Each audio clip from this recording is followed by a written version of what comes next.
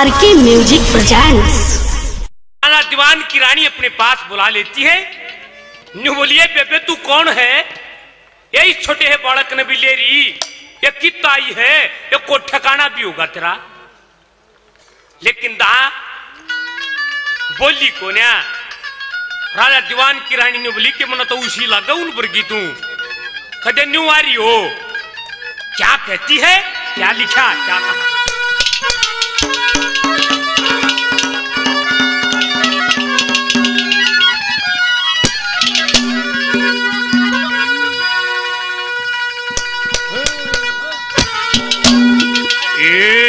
कौन नगरी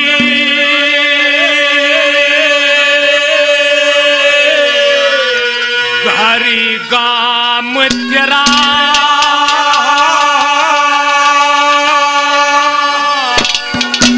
ए तू किसकी जाई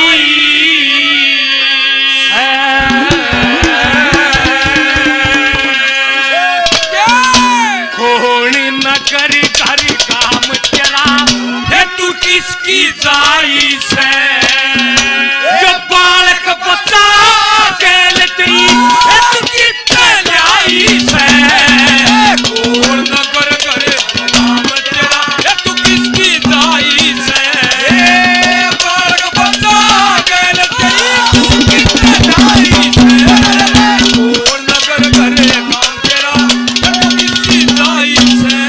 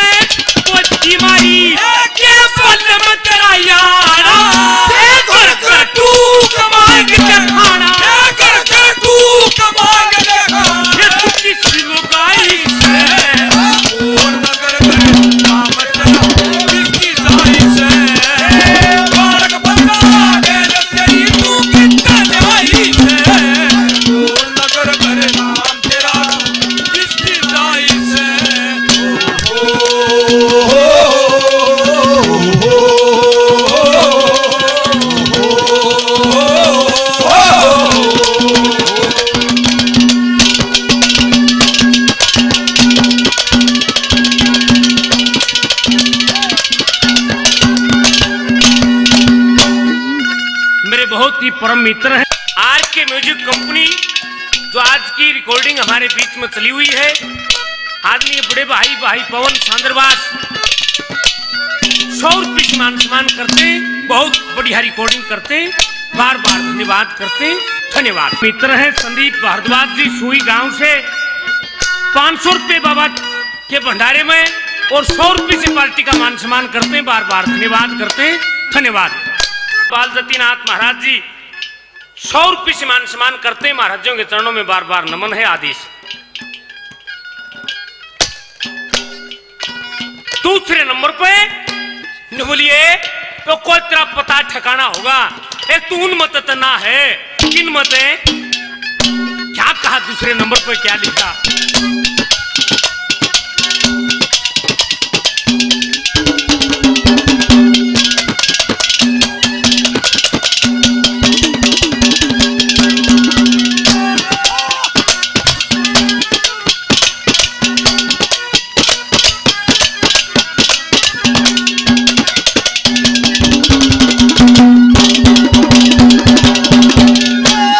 दुर्वासन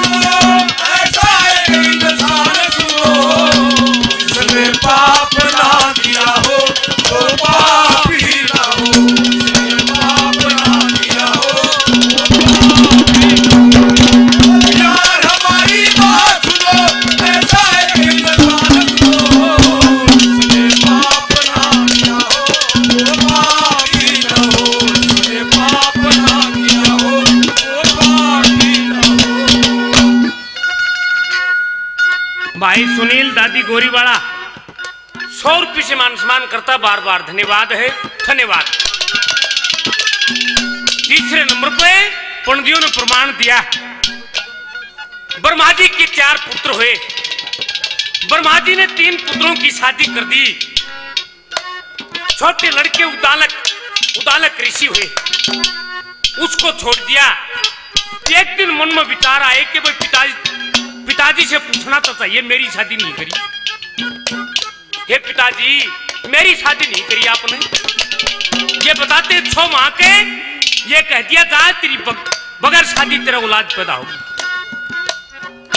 उसी दिन से उस परमात्मा के चरणों में भक्ति में बैठ जाता है। एक समय ऐसा आया, राजा रघु की लड़की वो चंद्रवती गंगा जी में नहाने के लिए सखियों के साथ में चली जाती है। ऋषि उदालक भी गंगा में स्नान करने के लिए पहुंच जाते हैं। ये बताते जो ही स्नान करने के लिए डुबकी लगाई, एक फूल बाहर निकल आता है। वो लड़की चंद्रवती ये सब नजारा देखे थी। वो फूल इतना सुंदर था, गंगा में बढ़कर उस फूल को सूंघ लिया। उसके सूंघने से वो गर्भवती हो जाती। ऋषि उदालक वहां से चले जाते हैं। ये चंद्रवती घर आ जाती है। समय बीतता चला गया और जब वो 3-4 महीने की वो आस हुई, उसकी मां को पता चल जाता है कि बेटी क्या बात है कि मां मेरे को कुछ नहीं मालूम। राजा रघु को भी इस बात का पता चल जाता है। मन में विचार करता है कि समाज में प्रजा में बेइज्जती होगी, इस लड़की को धक्के देकर घर से बाहर निकाल दे। दूर जंगलों में भेज दिया जाता है। ठीक 9 महीने के बाद में एक लड़के का जन्म होता है। समय बीतता चला गया, लड़का सामर्थ्यवान हो जाता है, धनुष बाण चलाने की शिक्षा प्राप्त कर लेता है। एक दिन इसी जंगल में ऋषि उदालक का भी फेरा लग जाता है और जब वो लड़का तीर चलावे, देखा कि भाई ये तो निपुण है विद्या में। जाकर पूछा कि बेटे कौन है तू? कि क्या बताऊं क्यों? कि मेरी मां ने ये कहा कि बेटे तेरे पिताजी का नाम उदालक है। और जब ये नाम सुना, वो ब्रह्मा जी की बताई हुई बातें याद आ जाती हैं कि रहे पिताजी ने तो ठीक कहा था कि बगैर शादी तेरा संतान पैदा होगी। छाती का लगा लिया कि बेटे तेरी माँ कर है। अपनी माँ के पास ले गया, वहां मिलन होता है। खजे या तू उसी तरह है क्या कहा? तीसरे नंबर पे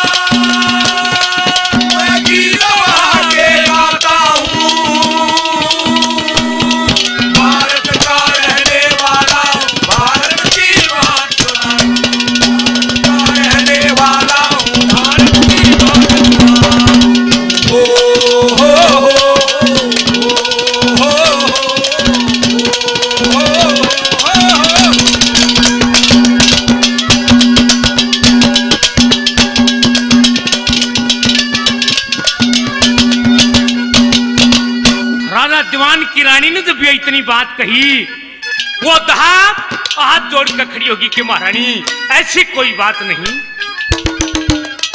मैं केरल प्रदेश से आई हूं, वहां के राजा मेधावी दुश्मनों ने हमला कर दिया, लड़ाई में मारे गए, और इस लड़के की मां थी, वो उसके साथ में सती होगी।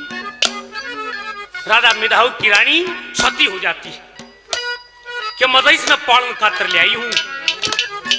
जब ये इतनी बात उसके मुख से सुनी, बोली कि तू मेरी धर्म की बहन है, ये जिसा टुकड़ा हमने मिला है यो परमात्मा उसा तुमने भी देगा, लेकिन कदे ये सच्ची बात कह दी और तेरे काल में लगी हूं। आखिरी नंबर पे क्या कहा पंडितों ने,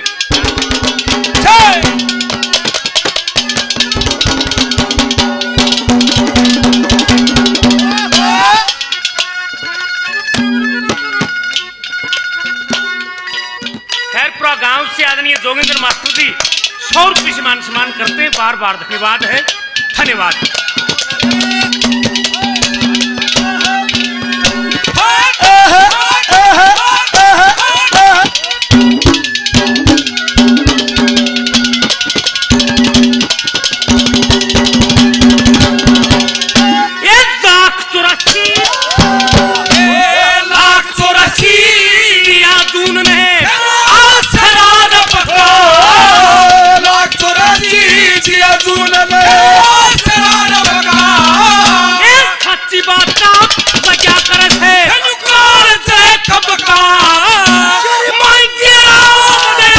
सबका